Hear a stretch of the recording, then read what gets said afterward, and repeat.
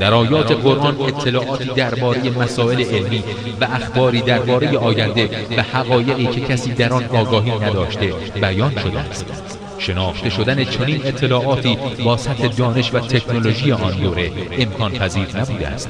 بدیهی است که این امر مدرک روشنی است بر اینکه قرآن کلام انسان نیست. قرآن کلام خداوند قادر است که آفریننده همه چیز و همه کس است و علم او تمام آفرینش را در بر می‌گیرد.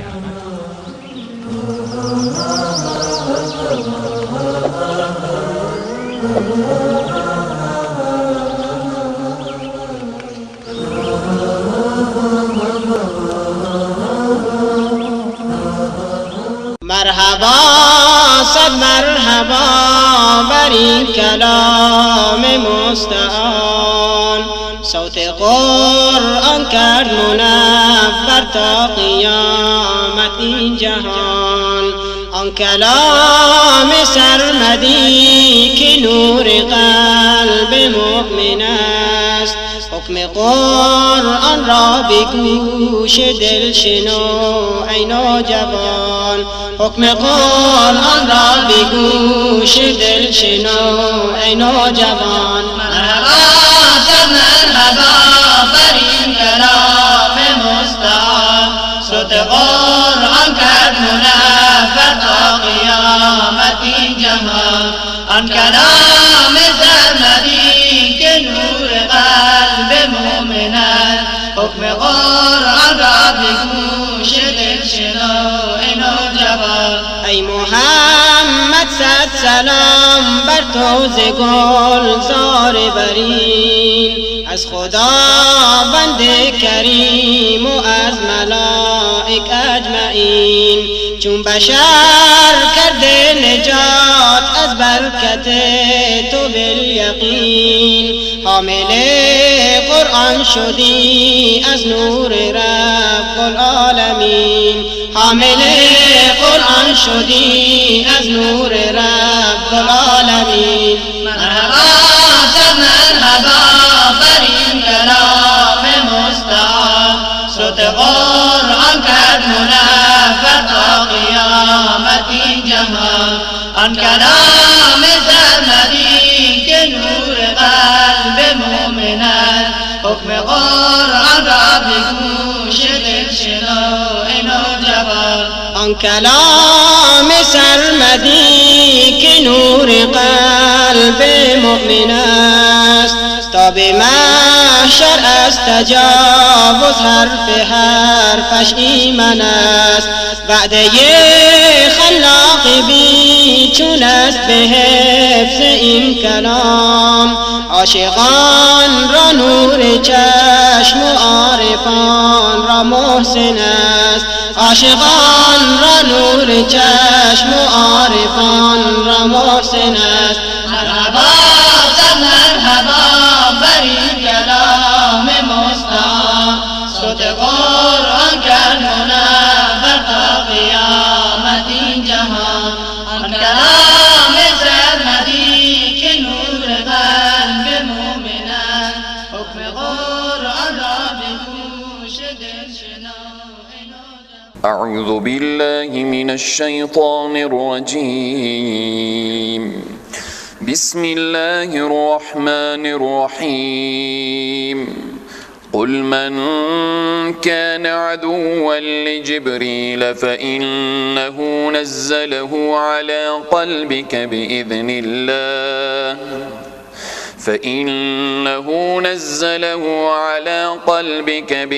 الله مصدقا لما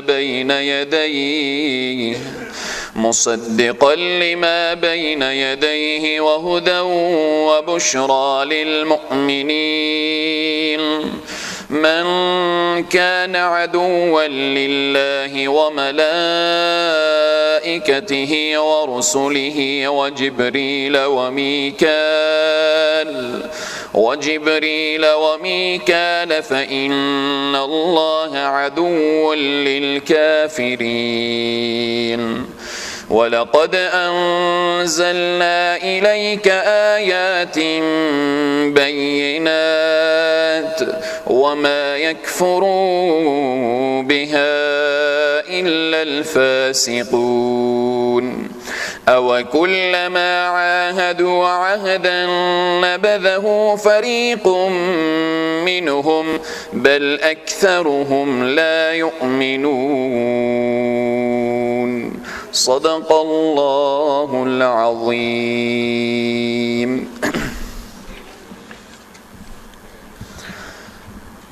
خدمت برادران عزیز و بزرگوار،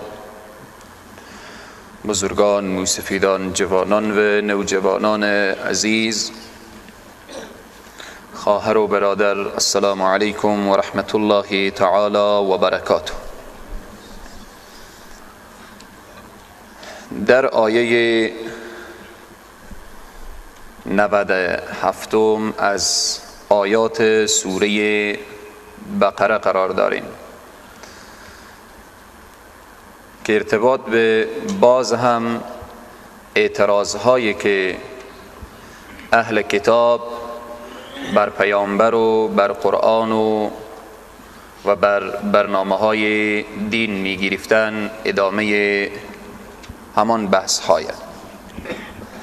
در آیات گذشته خواندیم که بنی اسرائیل و یا یهود و نصارا و خصوصا یهود مردمی بودن که میگفتن بهشت از ما و بالاخره همه به خاطر ما آفریده شده. قرآن عظیم الشان بر اینا گفت که اگر واقعا شما راست میگیم مرگ طلب کنیم، و اونها هم هرگز مرگ طلب نکردن و از مرگ هم میترسن، به خاطر اینکه خوب میدانن که با دستان خود چی فرستادن. اعتراضهای گوناگون یهود بر انبیاء علیهم السلام از حضرت موسی علیه السلام گرفته و بالاخره تا پیامبر اکرم صلی الله علیه وسلم اعتراضهای عجیب و غریبی میکردن. یکی از اعتراضهای دیگر یهود این آیاتی که امروز و آیاتی که امروز میخوانیم اعتراضهای گوناگونیه. از جمله بهانه‌گیری های یهود که بهانه میگرفتن ای بود که آمدن به محضر پیامبر اکرم صلی الله علیه وسلم گفتن که ای محمد، وقت برای تو وحی می آید کدام فرشته وحی میاره؟ کدام فرشته وحی میاره؟ پیامبر اکرم صلی الله علیه وسلم فرمودن، گفتن جبرائیل به ما وحی میاره، جبرائیل امین. یهود گفتن اگر غیر از جبرائیل دیگه هر فرشته به تو وحی میآورد ما ایمان میآوردیم، اما ما با جبرائیل که وحی میاره مناسبت خوبی نداریم. بهانه بود دیگه. گفتن عوض جبرائیل میکائیل اگر وحی میآورد ما میپذیرفتیم، چون به خاطری که جبرائیل بر آبا و اجداد ما عذاب آورده بود، به این واسطه ما جبرائیل را دوست نداریم. این بهانه گیرینا. وقتی گفتن جبرائیل دوست نداریم میکائیل دوست داریم، الله سبحانه و تعالی این آیت را میگه قل بگو من کان عدوا لجبریل، بگو کسی که باشد دشمن جبرائیل. کدام جبرائیل؟ جبرائیلی که فإنه نزله علی قلبک، جبرائیلی که هر آینه فرود می آورد، نازل می کند بر قلب تو به اذن الله سبحانه و تعالی. جبرائیل که می آیه به اجازه خود نمی آیه، جبرائیل که وحی می آره به اذن خود نمی آره، به اجازه خود نمی آره، از پیش خود نمی آره. جبرائیل که عذاب میاره او از جانب خود نمیاره، هر آنچه که جبرائیل میاره به اذن الله، به اذن الله سبحانه و تعالی هست.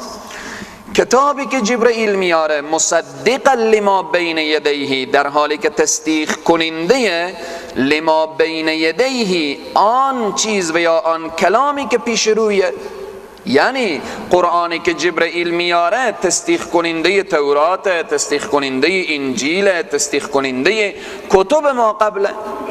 و دیگه چیزی که جبرئیل میاره و هدن و این قرآن رهنمای و بشرا و بشارت دهنده للمؤمنین، از برای آنهایی که ایمان آوردن یا از برای مؤمنان. پس این از جمله اعتراضات دیگر یهود بود که همین که میگم به انسان بهانه‌گیر بهانه زیاده. هر کس که بهانه، یهود دیگه بهانه میگرفتن، عادت کرده بودن از آبا و اجداد خب بالاخره ایر به ارث برده بودن که باید بهانه بگیرن، باید انبیا را اذیت کنن، باید مسلمان ها را اذیت کنن، باید کلام پروردگار تکذیب کنن و بالاخره او رد کنن. از این آیه مبارکه که بعداً هم اشاره میشه، ای دانسته میشه که کسی که دشمنی با دوستان الله داشته باشه، کسی که دشمنی با دوستان الله کنه، امروز بین جامعه یک چیزی بسیار بسیار یک رواج بد شده. اگر یک نفری خدای نخواسته مثلا یکی از اولیای خدا رد کنه، چی میگن؟ میگن اینا وهابیان، در حالتی که یکی از مفسرینی که او سلفی محکمیه، وهابی که مذهب جداگانی نیه که مذهب جداگانی باشه، وهابی یکی از شاخه های مذهب احمد ابن حنبله. به همین طریق حال کسی که دوستان خدا رد کنه و بالاخره اولیای خدا رد کنه، این وهابی نیه. بارها و بارها گفتیم که لفظ وهابیت اهل بدعت و روافض بین جامعه ما آوردن. این فرهنگر بالاخره جاسازی میکنن مشکل ما با اهل سنت نیه، مشکل ما با شافعی و مالکی و حنبلی و حنیفی نیه. خب مشکل شما با چیه؟ مشکل ما با وهابیت. ایتام میگن وهابیت بیتری مشکل اهل بدعت و روافض آورده، این مشکل ایجاد کرده. مگر خود پیروان محمد ابن عبدالوهاب به این قائلن که هر کس دشمنی با چی؟ با دوستان خدا داشته باشه او وهابی نمیشه، کافر میشه. کسی اگه جبرائیل دوست نداشته باشه کافر میشه، میکائیل دوست نداشته باشه کافر میشه. انبیا علیهم السلام بزرگان دین اولیاء الله کسی رد کنه این وهابی نمیشه. چرا؟ به خاطری که قرآن تعریف و توصیف دوستان الله داره. کسی که منکر دوستان خدا بشه و دوستان خدا رد کنه، مثلا پیامبر رد کنه و صحابه رد کنه و اهل بیت رد کنه و اولیای خدا رد کنه، انگشت انتقاد بگذاره، این وهابی نمیشه. این چی میشه؟ این در این آیه ثابت میشه کسی که دشمنی با دوستان الله بکنه او کافر میشه. این آیه اشاره میکنه من کان عدوا، کسی که باشد دشمن لله، از برای خدا، کسی که دشمنی به خدا بکنه، دشمن خدا بشه، و ملائکته، دشمن ملائکه، دشمن فرشتگان بشه، و رسوله، دشمن رسولان بشه. یهود که دشمن شده بودن، یهود حضرت عیسی را قبول نکردن، همین الان هم یهودیت قبول نداره. وقتی که انبیا علیهم السلام حضرت زکریا و حضرت یحیی را به قتل رساندن، پیامبر اکرم صلی الله علیه وسلم و حضرت عیسی منکر شدن.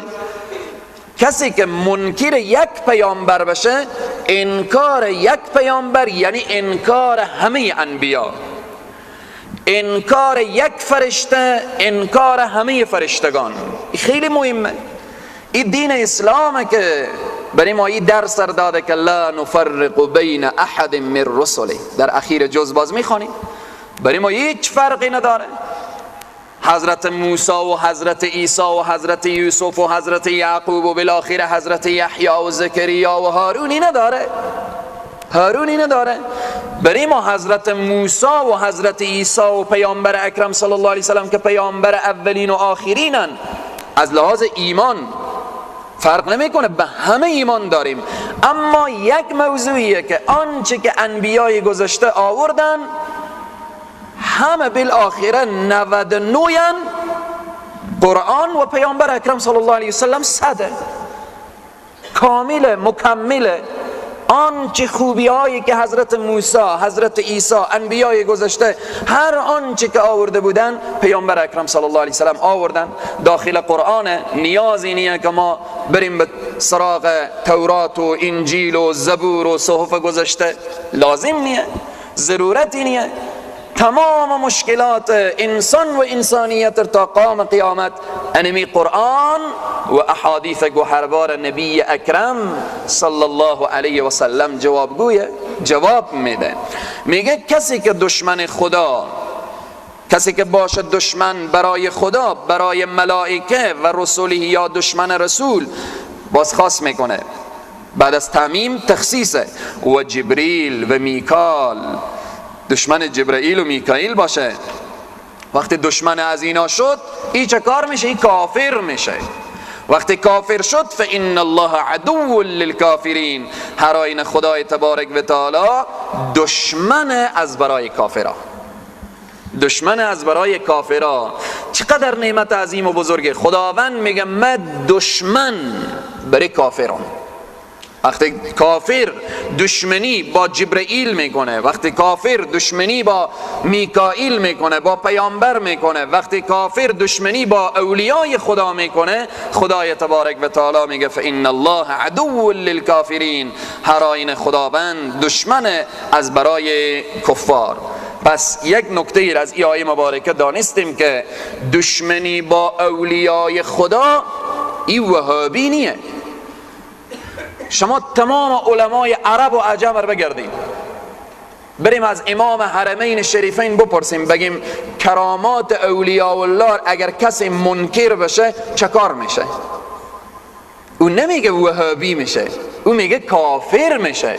به خاطری که در سوره آل عمران میخوانیم، در سوره آل عمران میخوانیم که در فصل زمستان برای حضرت مریم چی غذای یا میوه تابستانی پیش از او گذاشته، در نص سری قرآن ثابت شده. این کرامات حضرت مریمه که در قرآن ثابت شده. پس منکر کرامات اولیای خدا، دوستان خدا، انسان رو وهابی نمی کنه، انسان رو کافر میکنه، انسان رو از دایره اسلام و قرآن و اینها بیرون میسازه. پس در این قسمت خیلی باید متوجه باشیم که دشمنی با اولیای خدا یعنی دشمنی با الله، دشمنی با دوستان خدا یعنی دشمنی با الله. منکر یکی از اولیای خدا که جبرائیل و میکائیل و بالاخره رسول و اینها باشن چه کاره؟ انکار همه رسول، انکار همه فرشتگان. این قسمت پس این شعار خیلی دقیق و متوجه باشیم که دست دشمن آمده و بین جامعه امروز خیلی هم دامن میخوره، خیلی هم دامن میخوره که قابل بحث و مباحثه و اینها نیه. سال گذشته که در سفر حج بودم، خدای تبارک و تعالی نصیب همه دوستا بگردانه، چند نفر آمدن گفتن که فلانه خب او که عالم نبوده، او میگفت فلانه عالم. هر کس مایه باشه، بر سویه‌ای هم که مایه باشه، بر درجه هم که میخواه باشه. گفت فلان مولا با ما گفته که شما وقتی به حرمین شریفین میریم، خصوصا در مدینه منوره میگفت وقتی در مسجد النبوی داخل میشیم پشت سر از این امام نماز نخونیم که این وهابیه. ببینیم چند دست دشمن کار میکنه. تو امام رسول الله صلی الله علیه و سلمه، کسی که او پینک خور به جای سجدگاه رسول الله و ابوبکر و عمر و عثمان و صحابه میگذاره، کسی که یک مسلمان عمر خور آرزو داره که به او سرزمین برسه، یک رکعت نمازی و 1000 رکعت یا به روایت در مسجد النبوی 50,000 رکعت، یا در مسجد الحرام یک رکعت 100,000 رکعت. امام حرمین شریفین، امام کعبه معظمه و مشرفه، امامی که امامای حرمین خاک پای اونها سرمه چشمان مانه،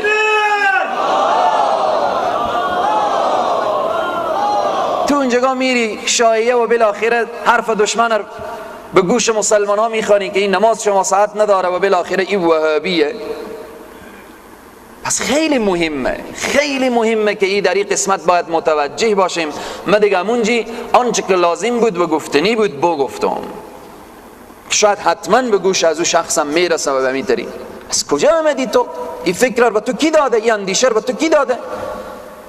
همین مسلمان ها همین روزا قرآن بعضی بالا میایه بعضی بالا نمیایه، ساعتها گریه میکنن و بالاخره رنج و مشکلات وقتی هم به اون سرزمین میرسن تو بگیر فکر و مفکوری مسلمان ها رو به هم بزن که پشت سر وهابی ها نماز درست نیه.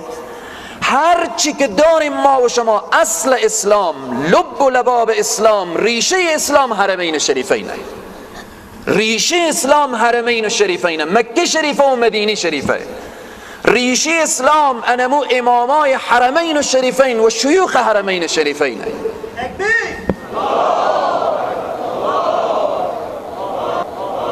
مکه خدای تبارک و تعالی به سنگ و سرزمین قسم یاد کرده. خدا نصیب تو نکرده میتونه نماز خور اوت کن که خداوند نصیب تو هرگز نگردانه. در این قسمت باید خیلی مسلمان ها متوجه باشن و بیدار باشن که دوستان خدا هیچ کس منکر نیه، دوستان خدا هیچ کس انکار نمیکنه مگر کفار. در این آیه مبارکه اشاره میکنه که یهودی ها بهانه گرفتن، گفتن اگر جبرئیل به تو وحی نمی آورد ما قبول میکردیم. خدای تبارک و تعالی گفته که کسی که فرق بین جبرئیل و میکائیل بگذاره، کسی که فرق بین فرشتگان ما بگذاره، کسی که فرق بین انبیای ما بگذاره چکاره، فإن الله عدو للکافرین. ولقد انزلنا الیک آیات بینات. این آیه مبارکه ارتباط به سبب نزول یا شأن نزول این آیه مبارکه، مفسرین میفرمایند که درباره عبدالله ابن سوریا که یکی از علمای بزرگ یهودی ها بود نازل میشه. رسول معظم اسلام صلی الله علیه و سلم عبدالله ابن سوریا رو به دین اسلام دعوت کردن، گفتن که بیا به دین اسلام و بالاخره تو اهل کتابی، بالاخره تورات رو خواندی، کتاب آسمانی رو مطالعه داری، تو عالمی، تو بالاخره بیا بپذیر.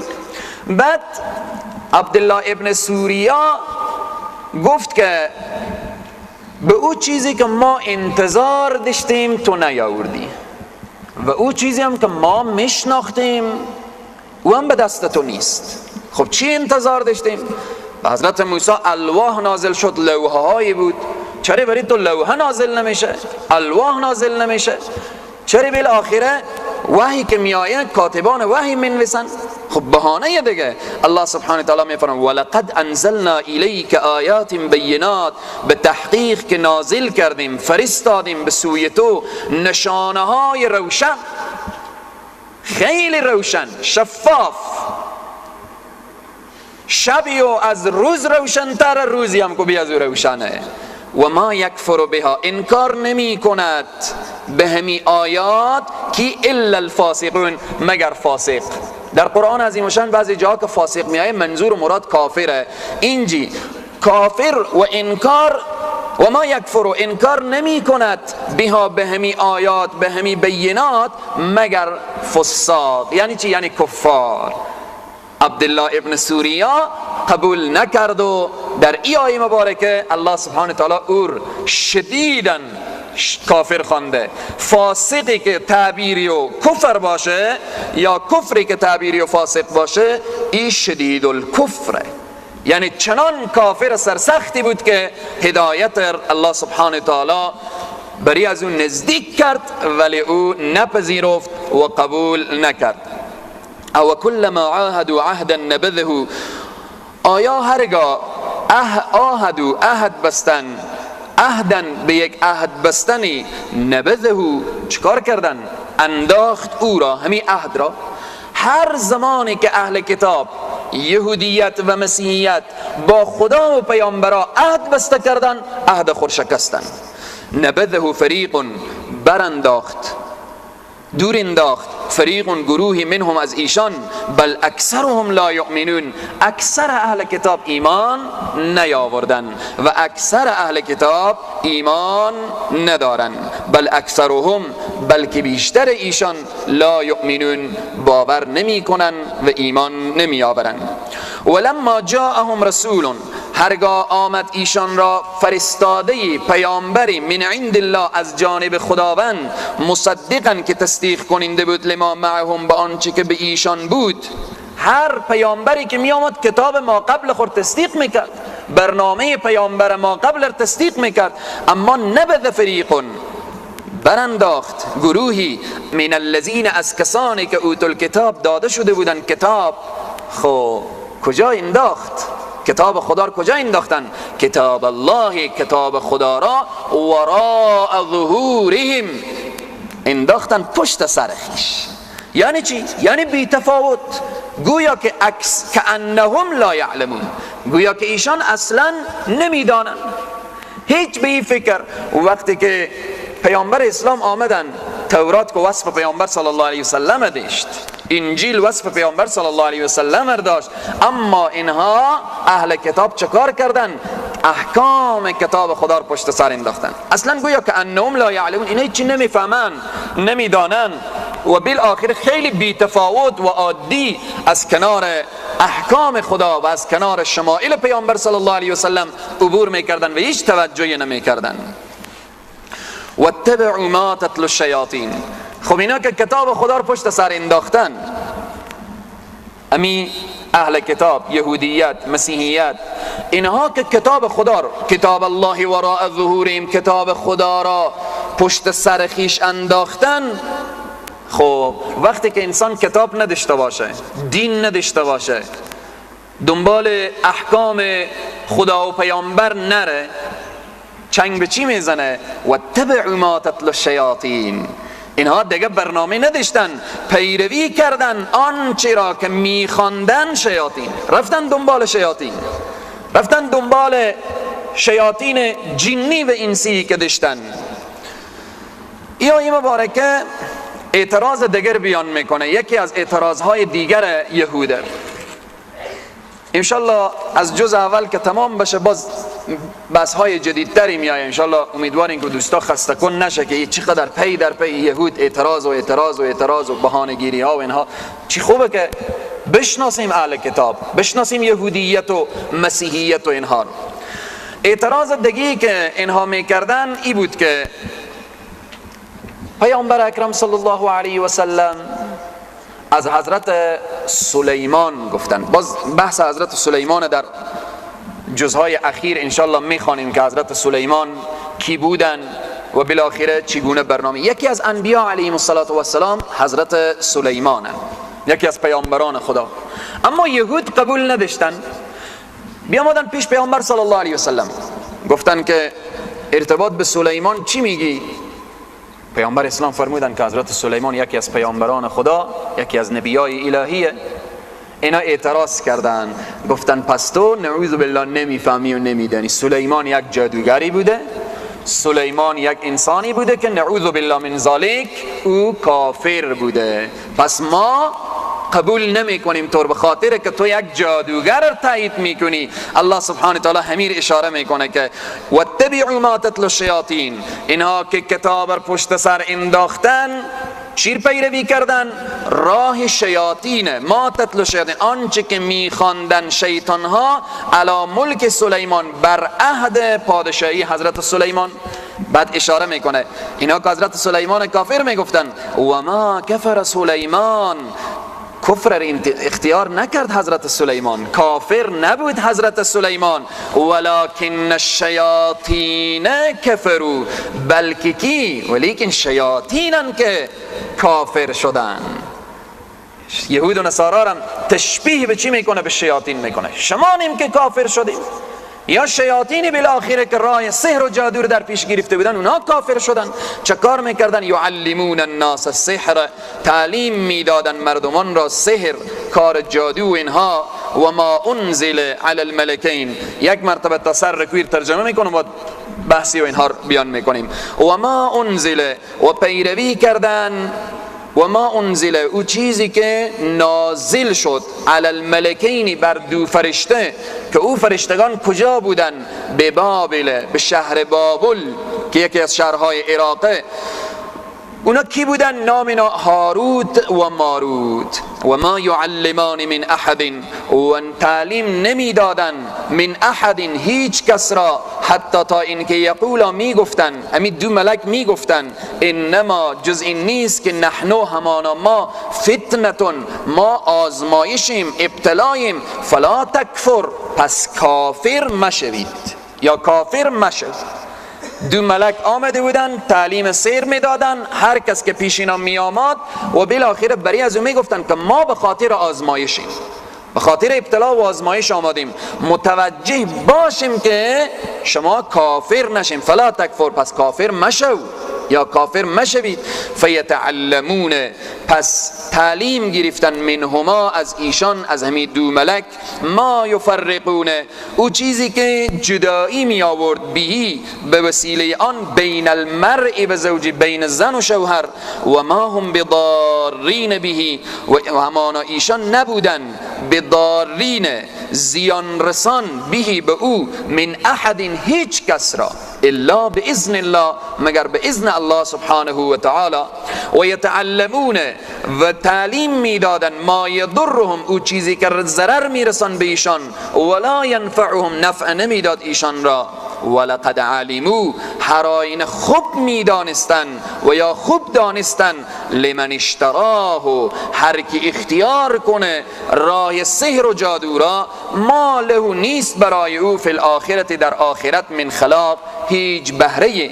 ولبئس ما شروا به، و بسیار بد چیزی را فروختن، به به عوض آن، که انفسهم، نفسهای خود را، لو کانوا یعلمون، اگر اینها میدانستند. ولو انهم، و اگر انهم همانا ایشان، آمنو ایمان می آوردن، و تقوا، و تقوای الهی را پیشه خود می ساختن، لمثوبتون، حراین پاداشی، من عند الله، از جانب خدا بر اینا می رسید، که خیرون، خیلی بهترتر بود یا بهتر است، لو کانوا یعلمون، اگر اینها می دانستن. این ترجمه ای آیات بود، از سر واتبعوا ما تتلو الشیاطین تا اخیر رکوع.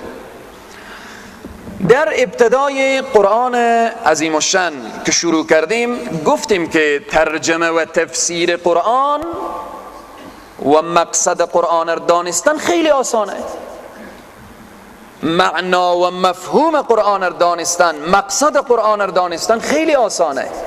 این که قرآن میگه ولقد یسرنا القرآن للذکر فهل من مدکر، خدا میگه این قرآن رو به چی؟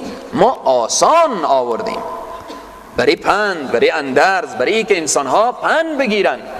این قرآن عظیم الشان برای به صدر اسلام، به او شخصی که از دنبال شترا می آمد، اعرابی بود، صحرانشین بود، قرآن برای از او کسی نازل شده که اون مقصود قرآن رو درک کرد و فهمید. این معجزه قرآنه که مقصود قرآن هر کس میفهمه. حالا این آیات خلاصه از این که مقصود این آیه چیه؟ مقصد این آیه اینه که یهودی ها پیرو شیاطین شدن، پیرو جادوگرا شدن، رفتن دنبال شیاطین و جادو و جادوگری، بدبخت دنیا و آخرت شدن. این مقصد همین آیه. سخته؟ جواب میخوام. سخته؟ هر کس پیرو شیاطین بشه، پیرو جادوگر و جادوگرا بشه، رفت آمد بین از او جادوگرا باشه، چیز واضح و مسلمیه که بدبخت دنیا و آخرت میشه. هر کس تقوای الهی پیشه خود بسازه، از جانب الله سبحانه تعالی برای از او خوب خیر، بهترین خیر از جانب الله سبحانه تعالی نصیب از او میشه. این مقصد آیه که خلاصه همین آیه که از همین واتبعوا ما تتلو الشیاطین تا اخیر رکوع، مقصد از این همینه که هر کس پیرو شیاطین بشه، پیرو جادوگرها بشه، دنبال جادو و جادوگری بره، بدبخت دنیا و آخرت میشه. هر کس کلام خدا چنگ بزنه، به تقوای الهی چنگ بزنه، چه کار میشه؟ خوشبخت دنیا و آخرت میشه. اما در این آیات چند مسئله بیان میشه. یکی جریانی که تاریخچه سحر، از چه زمانی سحر به وجود آمد دوم تعریف سحر. سحر چی معنا؟ سوم جریان و داستان هاروت و ماروتی که بعض انسانها خوب او رو به پرمزگی نقل و روایت میکنن، او جریان بالاخره بیان میکنه که این مسائل. اول که مقصود آیه گفتیم، حالا اول ارتباط به تعریف سحر. سحر چیه؟ سحر یک چیز پوشیده، یک چیز پوشیده او سحر میگن.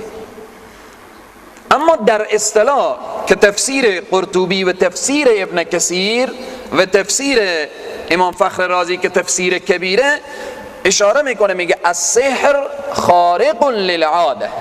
سحر یک جریان چیه؟ خارق از برای چی؟ عادت، یعنی کاری را انجام دادن که از عهده یک انسان به دور باشه. معجزه از طرف انبیاء علیهم السلام کار خارق عادت، ولی سحر کار شیاطینه، از طرف شیاطین چه کار میشه؟ صادر میشه. میفرمایند خارق للعاده یظهر من نفس شریره، این ظاهر میشه از طرف یک نفس بسیار شریر و پست و بالاخره ذلیل، به مباشرت اعمال المخصوصه، به انجام دادن کارهای مخصوص. یک نفر اگر بخواد ساحر بشه، این به سادگی ساحر نمیشه. ابتدای کار ساحر اینه که باید قرآن عظیم الشأن به کف کوش خوب ببنده، مدتها روی قرآن عظیم الشأن راه بره. دیگه از اعمال رذیله و خبیثه‌ای که ساحر داره اینه که قرآن عظیم الشأن باید چند مدتی به بیت الخلا، به تشناب چکار کنه؟ او نگاه داره تا او ساحر بشه. دیگه شیاطین ایت زود تسخیر انسان نمیشه، مدتی باید کفر کنه، کافری کنه، برنامه‌های کفر پیش ببره و بالاخره توهین به دین و به اسلام و قرآن و اینا داشته باشه تا شیاطین به او تسخیر بشه. شیاطین بیان بریو بگن که حال دیگه دوست ما شدی، حال رفیق ما شدی، حال بالاخره با هم دیگر کار میکنیم با هم دیگر. شیاطین از بعضی رازها بالاخره خور واقف میکنن، میاین برای از اون میگن، یک راستی که بگن 100 دروغ هم او با او وصل میکنه و بالاخره به جامعه میگه. این جریان سحر و تعریف سحر. تاریخچه سحر. سحر بعضی گفتن که از زمان حضرت ادریس علیه السلام به وجود آمد، بعضی گفتن که از زمان حضرت ابراهیم علیه السلام در شهر بابل و در اونجی به وجود آمد. و اوج سحر و ساحری در زمان حضرت سلیمان علیه السلام بود که مردم خیلی به سحر و ساحری رجوع کرده بودن، خیلی رجوع کرده بودن، تا حتی خواندیم که واتبعوا ما تتلو الشیاطین علی ملک سلیمان، یک حرف یهودی ها همی بود که حکومت سلیمان بر سحر و ساحری پابرجا بود. او ساحر میگفتن، ولی قرآن عظیم الشأن میگه نه سلیمان ساحر بود نه کافر بود، بلکه کسی که سلیمان را کافر بگه خود از کافره. این آیه مبارکه اشاره میکنه از زمان حضرت سلیمان علیه السلام که در ای آیه از حضرت سلیمان اشاره میشه تا زمان حضرت عیسی 990 سال بوده. در روایات میاره، تاریخ میاره دیگه، والله اعلم. 990 سال یعنی 1000 سال بگیریم از حضرت عیسی علیه السلام تا به امروز، حال 2000 و چنده؟ 2012 2012 که بالی 90 و بالاخره یعنی 3000 سال از وقت حضرت سلیمان علیه السلام تا حال میشه. اما والله اعلم، والله اعلم این 990 سال نه در حدیث قوی آمده و نه بالاخره در قرآن ذکر شده، در روایت ها و تاریخ و تفاسیر بیان میکنه، والله اعلم. اما چیزی که در تاریخ آمده اشاره میشه، یعنی از وقت حضرت سلیمان علیه السلام تا به امروز 3000 سال میشه، 3000 سال یا چیزی کمتر و یا بیشتر. احکام و یا حکم ساحر. ساحر چی حکم داره؟ کسی که بین جامعه سحر و ساحری و جادوگری میکنه، این چی حکم داره؟ بزرگان میفرمایند که حکم ساحر مثل حکم مرتده. یک نفر که مرتد بشه، از دین اسلام بیرون بشه، چی حکم داره؟ اگر زن بود حبس میشه، زندان میشه تا توبه کنه و بعد از زندان بیرون میشه. اگر توبه نکرد امیت به زندان باشه که تا داخل زندان بمیره. اگر مرد سحر و ساحری و جادوگری داشت، حکم مرتده، 3 روز برای از وقت داده میشه. اگر توبه کرد خوب، که نکرد قتل، کشتن، باید ساحر کشته بشه. در یک روایت پیامبر اکرم صلی الله علیه وسلم میفرمایند حد الساحر ضربة بالسیف. شراب حد داره، نه؟ انسانی که شراب بخوره میگن که او 80 تازیانه و شلاق بزنه. پیامبر اکرم صلی الله علیه وسلم میفرمایند حد ساحر چیه؟ بضربة سیف، یعنی بهم شمشیر بهم گردنی بزنیم که بفته بالاخره سر از او طرف. این حد ساحر. ساحر باید از بین بره. به خاطر چی؟ ساحر نماینده شیطان در روی زمینه. کسی که سحر و جادو میکنه، کار از او و برنامه از او کار شیطانی و اینهایه. در این آیه مبارکه یک نکته ای که اشاره شد که گفت کار از اینا اینه که فیتعلمون، یاد میگرفتن می سحر منهما، از می دو ملک. چه کار میکردن؟ ما یفرقون به بین المرء و زوجه، بین زن و شوهر چه کار می آوردن؟ تفرقه می آوردن. بزرگترین کار ساحر انه همینه که بالاخره بین زن و شوهر تفرقه ایجاد میکنه. در اینجا مفسرین میفرمایند کسی که بین زن و شوهر اختلاف ایجاد کنه، هر کس که مایه باشه، مایه خسر باشه، خشو باشه، خوشلوچه باشه، عمه باشه، خاله باشه، کاکا باشه، ماما باشه، هر کس که میخواه باشه که بین زن و شوهر اختلاف ایجاد میکنه، گناهیم مثل گناه ساحره. گناهیم مثل گناه ساحره که بین زن و شوهر اختلاف ایجاد کنه. امروز بین جامعه میبینیم بعض انسان ها هیچ کاری دیگه نداره، دل مایی که همیشه بین زن و شوهر جنگ باشه، دعوا باشه، همیشه دوست داره که اوقات تلخی باشه.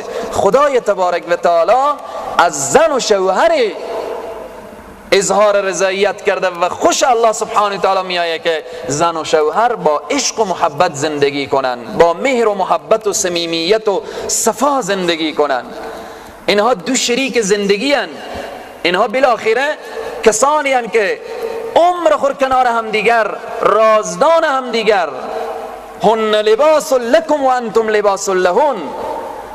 پس در این قسمت مفسرین میفرمایند در یک حدیثی از حضرت جابر رضی الله عنه روایت که عن جابر رضی الله تعالی عنه قال رسول الله صلی الله علیه وسلم ان ابلیس یدع عرشه علی الماء ثم یبعث سرایاه يفتنون الناس فأدناهم منه منزلة أعظمهم فتنة يجيء أحدهم فيقول كذا وكذا فيقول ما صنعت شيئا قال ثم ما صنعت شيئا قال ثم يجيء أحدهم فيقول ما تركته قال فيدنيه منه ويقول نعم وأنت نعم أنت قال الأعمش فيلزمه رواه المسلم.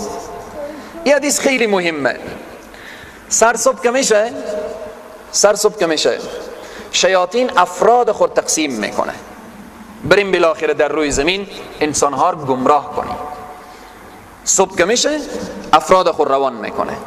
وقتی که اینها میرن شام چه کار میشه؟ شیطان ان ابلیس یدعو عرشه علی الماء، تخت شیطان به روی بحر، به روی آب گذاشته.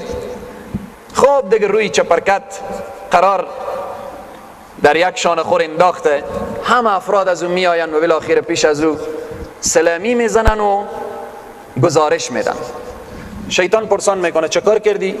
یکی میگه من از صبح رفتم یک نفر رو وادار کردم که این زنا کنه. این زنا کرد. شیطان میگه که خوب کاری بکردی ولی فعالیت مهمی نبود، بیا اینجا بشی. بالاخره یک دیگه میگه چه کار کردی؟ میگه که رفتم بالاخره یک رو وادار کردم دزدی کنه. خب بالاخره کاری خوبی بکردی، خیلی کار مهمی نکردی. چند تا بالاخره پی در پی میآیه تا نوبت به یکی. پیامبر اکرم صلی الله علیه و سلم میفرمایند ثم یجیء احدهم، بعد از اون میآید یکی از این افراد فیقول ما ترکته، میگه من رفتم به یک خانواده، داخل شدم، بین زن و شوهر چنان اختلاف ایجاد کردم اونا رها نکردم، حتی فرقت بینه و بین امرأتی، اینا رها نکردم تا بین زن و شوهر اختلاف انداختم، جنگ، دعوا، بالاخره سبب به طلاق رسید. اینا رها نکردم تا به این سرحد. اینجی در حدیث میاره که شیطان میگه حالی بیا تو به طرفمه، که تو دیگه قابل لوح تقدیری، تو دیگه تقدیرنامه می. تا حتی در حدیث میاره میگه شیطان این فردر به آغوش میگیره، در روایات میاره میگه ایر به سر زانو خو می نشانه، در قال الاعمش میگه فیلزمه، اور فشار میده و میبوسه، میگه اصل کار تو کردی. ببینیم چقدر مهمه برادران عزیز و بزرگوار. بسیار با اندک کاری وقتی اختلاف بین زن و شوهر پیدا میشه متوجه باشیم که همون لحظه شیطانه، ای تلاش میکنه، زحمت میکشه، مایه به خاطر اختلاف زن و شوهر تقدیرنامه بگیره از طرف شیطان بزرگ خود. اما این مرد میخواه که تحمل کنه و زن با خدایی میخواه که تحمل کنه. گاهی وقت اگر مرد عصبانیه زن تحمل کنه، بعضی وقت اگر زن عصبانیه مرد باید تحمل کنه. همیشه بارها و بارها گفتیم که یک کاری که بسیار کار نادرستیه، مردها همیشه دوست دارن گپ اینا بر خانه چی باشه؟ حاکم باشه. زن همیشه گپی و بالاخره رد بشه و بر کرسی حرف از او ننشینه. اما نه، بعضی وقت امیته که تو مرد گاهی عصبانی، زنم گاهی عصبانی میشه، و هم انسانه. همیته که تو گاهی بالاخره اعصاب لینات جرقه میکنه، خب او هم انسانه دیگه.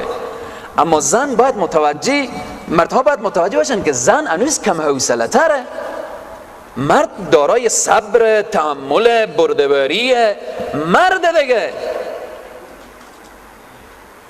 همین هسته که برای مردها تجربه نشده. ما و شما از همین نمیدانیم که یک طفل چگونه به دنیا می آید. اگه یک مرد یک دفعه می امتحان میداد در دنیا، میفهمید چند اعصابی و ضعیف میشه. یک زن 10 تا 5 تا 4 تا اولاد میاره، اعصابی و ضعیف شده، سر فکری و فشار آماده و بالاخره گاهی وقتی عصبانی میشه، گاهی وقتی بالاخره بی حوصله میشه. اما تو مرد باید صبر داشته باشی.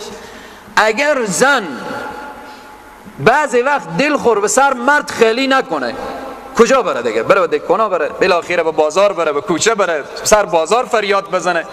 خب زنم بالاخره مایه که کسی باشه که بالاخره حرف بشنوه. انسان به حالتی ساخته شده که گاهی وقتی عصبانی میشه دل میخواد که به اصطلاح دلیو که پر شد خالی کنه. خاموش زنم که دل پر میشه بگذاره که به سر تو مرد مسکین دل خود خالی کنه. چرا؟ اختلاف که بین زن و شوهر پیدا شد، این اختلاف که پیدا شد بین خانواده، اولاد وقتی ببینه همیشه بین این خانواده جنگ و دعوای بین پدر و مادر، این اولاد عقدگی به بار می آیه، عقدمند به بار می آیه. این اولاد بالاخره حالتی به بار می آیه که حالت هیجانی. اگر گپ به طلاق رسید، بین دو خانواده اختلاف پیدا میشه، بین دو قبیله اختلاف پیدا میشه، بین دو قوم و دو شهر اختلاف پیدا میشه. چقدر مشکلاتی. یا اگر از همه مهمتر که این نکته اشاره کنم، بعضی انسان ها در عرصه طلاق خیلی بی‌توجهن. مرد عصبانی میشه فوراً الفاظ طلاق رو به زبان میاره. اگر طلاق مغلظه داد و بعدم به هیچ مرجعی مراجعه نکرد و مشکل خود حل نکرد، یا طلاق با این یا مغلظه که شد، خیلی مشکل، کار از کار تیر میشه. این مرد مسکین یا بالاخره یا این مرد بدبخت که بدبخت میشه دیگه، سکوت رو اختیار کنه. چه کاره؟ عمر خود زن خو اگر طلاق شده باشه زنا میکنه، عمر خود. خواهی چه کار میشه؟ اولادی که از زنا به وجود بیایه. در این قسمت خیلی مهمه در عرصه‌ای که بین زن و شوهر که اختلاف ایجاد میشه، فوراً قرآن عظیم شان ببینیم چی راهی میگه. وقتی اختلاف آمد چه کار کنیم؟ فوراً از طرف زن و مرد 2 نفر عادل بیایه و بالاخره مداخله کنه، اینا رو با هم دیگر بشونه، صلح کنه. 2 نفر عادل، نه با 2 تا شیطان که بیای بیشتر زندگی رو به هم بزنه. 2 نفر عادل، انسانهای سقه، انسانهای متقی، انسانهای دلسوز، انسانهای پرهیزگار بشینن و بالاخره مشکل حل بشه. نکته دیگر اشاره میکنم خصوصا به قشر جوان. به قشر جوان در طی همین هفته یکی دو خواهر آمدن به همین شکایت. امروز بین جامعه آهسته آهسته نه تنها، من تنها نمیگم که زنهای بیبندوباری، مردهای بیبندوباری هم هست. زنهای بیبندوباری به کوچه و بازار پیدا شده، جوان فریب میده، جوان فریب میده. جوان هم چه کار؟ غافل از ای که اولیو که نافرمانی الله سبحانه و تعالی، دوم کسی که در اثنای زنا کردن، در حدیث میاره کسی که زنا میکنه در اثنای زنا کردن ایمان از سر از او کج میکنه، ایمان نداره. اگر در امو حالت بمیره از دنیا بی ایمان میره. اگر این حلال بدانه عمل زشت زنای خورک و کافر میشه، ابدالابد به جهنم میسوزه. و همچنین دامنگیر شدن مرض ایدز، مرض رسوا کننده، مرضی که هیچ علاجی در دنیا تا به حال بری از او پیدا نکردن، این دامنگیر. خواهر مسکین آمد گریه کرد، گفت که دعا کنیم که 1 هفته شوهر به خانه نماده، حالی که متوجه شدیم که رد دنبال دیگه کسر گرفته. خیلی برادران عزیز و بزرگوار، هم رسوایی دنیا هم عذاب آخرت، هم رسوایی دنیا هم عذاب آخرت. خیلی باید پسر و دختر ما باید متوجه باشن در شرایط امروزی.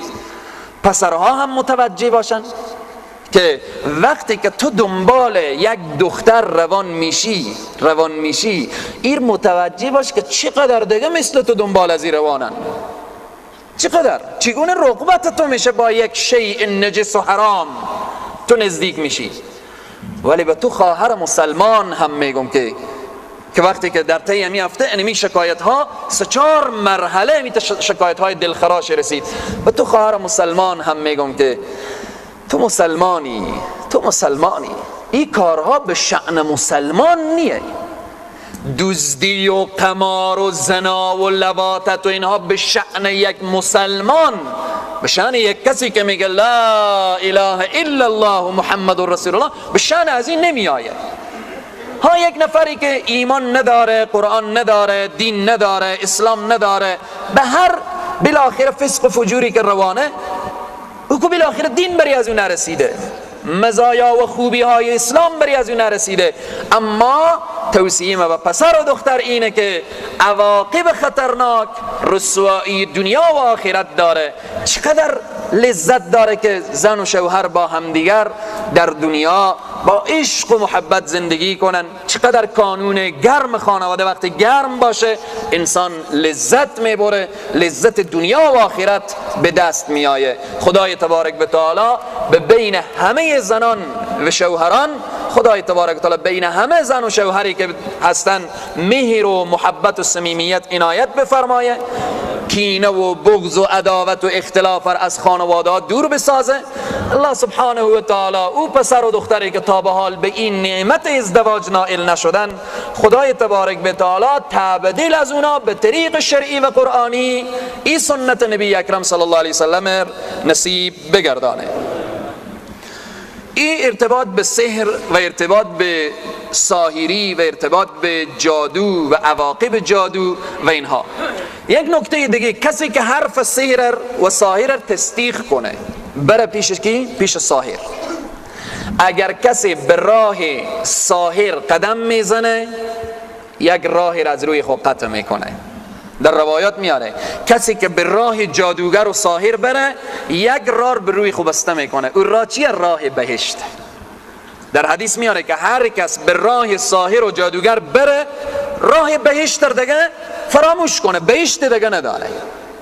اگر کسی حرف ساحر تصدیق کنه بگه این ساحر راست میگه، او هم مثل ساحر کافر میشه.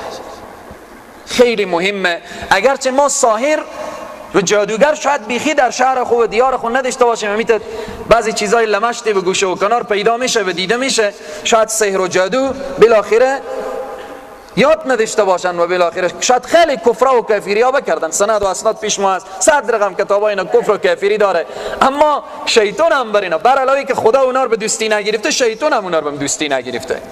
به این طریق اگر در گوشه و کنار دیده میشه، هر کدام برادرها باید جدی برخورد کنیم، مسلمان ها رو متوجه بسازیم، خصوصا توصیه برای خواهرای. در حدیث شریف میاره که دجال که ظهور میکنه اکثر پیروان دجال زنهایند، اکثر پیروان دجال زنهایند. به مجردی که به فلان کوچه و پس کوچه و فلان محل یک آقا جوگکی پیدا بشه، فوراً شوهر مسکین صبح که از خواب بیدار میشه که تا کیسی و پول نیه، وقت زن پولا رو بالا کرده و بالاخره پیش آقا جوگک.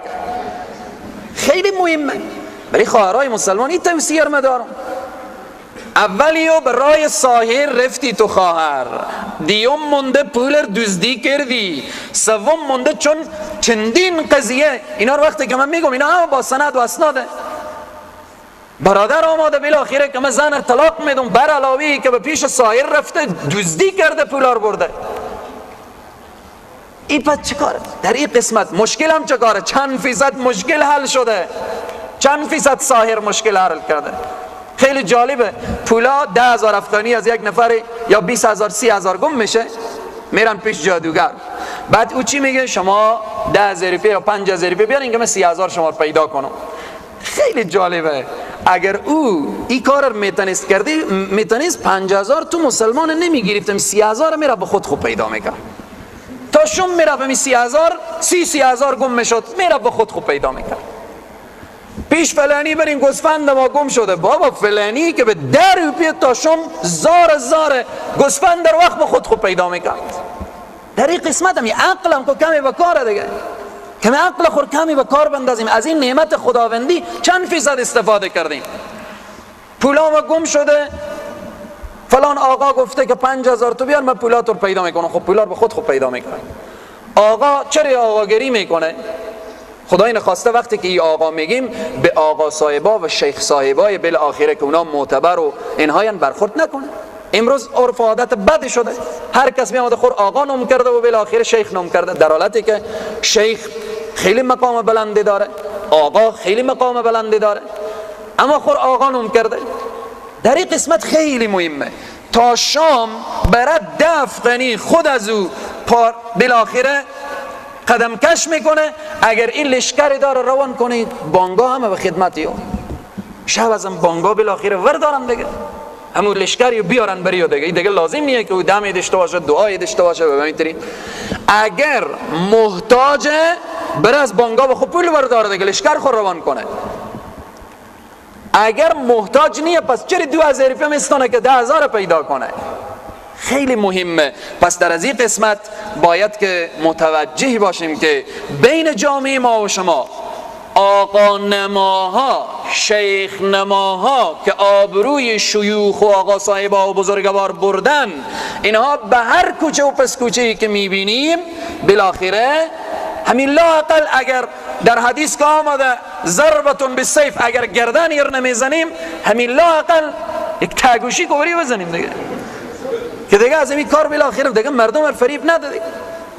در این قسمت خیلی باید متوجه باشیم. جامعه ما اصلاح کنیم، ما تلاش کنیم جامعه اصلاح بشه. شاید کسی در همین راستا و همین برنامه روان شده باشه، هیچ نفهمه، هیچ ندانه. چند روز پیش خیلی جالب بود، کسی این مسائل خیلی مراجعه میشه به دارالعلوم علی انصار، دارالفتاء و اینا. خب یک کسی آمد و بالاخره عکسی آورد، عکس یک خواهر مسلمانه که این کسی برده بالاخره به دست فلان سایر داده که امیر تو برای من آماده کن که من یا با این ازدواج کنم یا بالاخره همی به من آماده شه. خب من اونجا گفتم سبحان الله سبحان الله. اولی یا ای باور به خدا کنیم، اکثر من یک نظر دیدم آنقدر این دختر مسلمان با حجاب که نمیفهمم این کافر و ظالم این اکثر از کجا آورده بود و به چی طریق و به چی ترتیب، آنقدر این دختر با عزت، با عفت، با حجاب، معلوم میشه که وقتی که دست به فسق و فجور دراز نکرده با عزت و با عفته. اما تو کسی که این جنایت میکنی، به او خدا قسم که در راه فسق خو اگر هزارها تلاش بکنی از او دختر با عزت و با عفت، خدا حافظیونه، خدا نگهداریونه، خدا او رو حفظ میکنه. در حفظ و حمایه خدای او دختر با عزت و با عفت. مگر اگر این سایر کافر این کار میده، مگر این نصف می دخترها مقبول شهر او به خود جمع میکرد، جلب جذب میکرد. 10 مرتبه 100 مرتبه می اشاره کردم که یک کسی سحر و جادو و بالاخره این برنامه ها روز 100 نفر بری و مراجعه میکنن که اولاد نداریم، نیاز به اولاد داریم. خب بعضی تعویضای رنگارنگ ارتباط به اولاد میده، خانم خودی و اولاد نیاورده، خانم خود سایر اولاد نورده. این ابتلا و آزمایش خدای به ما دیگه بیشتر چی نشان بده؟ خیلی سروران عزیز و بزرگوار در این قسمت متوجه باشیم که دینم بره، پولم بره، آبروام بره، خدا هم ناراض، همین راه انسان به کار داره. این راه شیطانه، این راه شیاطین. خدای تبارک و تعالی لازم دید از ام المؤمنین خدیجه الکبری به رسول الله اولاد داد. ابراهیم از ماریه قبطیه به رسول الله صلی الله علیه و سلم خداوند اولاد داد. خانم خواستنی ماستنی که رسول الله صلی الله علیه و سلم به ام المؤمنین عایشه صدیقه عشق داشتن، عشق خاصی به عایشه صدیقه داشتن، خداوند برای از اون اولاد نداد. رسول الله صلی الله علیه و سلم نمیتونستن دستا خود بالا کنن یا الله از این عایشه برای ما اولاد بده. خب دعا میکردن خداوند اولاد میداد. بحث اولاد دادن یا همه به تقدیره، به هر کس خداوند لازم ببینه اولاد میده. کی میفهمه که به خیر یا به شره؟ چقدر اشخاصی از دست اولادا خوب تکلیفن و چقدر اشخاصی از این که اولاد ندارن آرام و آسوده ان. پس همیشه باید به تقدیر پروردگار عالم ایمان داشته باشیم که هر آنچه که میآیه از جانب الله سبحانه و تعالی. این به طور خلاصه بحث سر بود. حالا در این آیه خواندیم که و ما انزل علی الملکین ببابل هاروت و ماروت، او چیزی که نازل شده علی الملکین به دو فرشته، یعنی همراه فرشته نازل شده به بابل که نام اینا هاروت و ماروت. هاروت و ماروت دو ملکن در زمان حضرت سلیمان علیه السلام در شهر بابل، شهر عراق که کوفه امروز، شهر کوفه امروزی، در همون شهر دو ملک آمدن.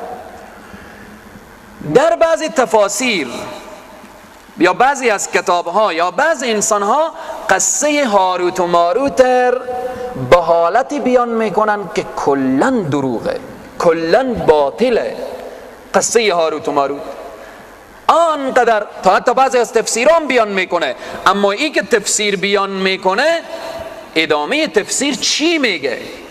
مفسرین بزرگ قصه هاروت و ماروت رو بیان کردن به خاطر که انسانها بفهمن و به ادامه میگن که این دروغه، این قصه باطله. قصه چیگونه؟ میگن که هاروت و ماروت دو ملک بودن، از خدای تبارک و تعالی درخواست کردن که یا الله این قصه که ما به شما بیان میکنم این دروغه، این باطله، باز به جای کسی قصه نکن، قصه اصلی هم باز بعدن بیان میکنیم. که بعضی تا حتی از واعظین، بعضی از خطبا، بعضی تا حتی از انسانها به جامعه میبینی 10 نفر شیشته قصه هاروت و ماروت خوب به اصطلاح بم شرنگ و پرنگی قصه بیان میکنن. باید متوجه باشیم که قصص اسرائیلیات، این قصه اسرائیلیه، از قصص اسرائیلیاته، یعنی از قصه هایی که از یهود وارد اسلام شده، از کتاب های یهود وارد کتاب های مسلمان ها شده. تفاسیر بزرگی قصه رد میکنه. خلاصه قصه همینه که در تفاسیر خیلی بحث میاره. خلاصه از همینه که هاروت و ماروت دو ملک بودن. وقتی انسان در روی زمین آمد و بالاخره هاروت و ماروت و فرشته ها گفتن که یا الله ما در روی زمین میبردی که بالاخره ما عبادت میکردیم، خدای تبارک و تعالی گفت از بین خود دو فرشته انتخاب کنیم که ما اونا در روی زمین رای کنیم.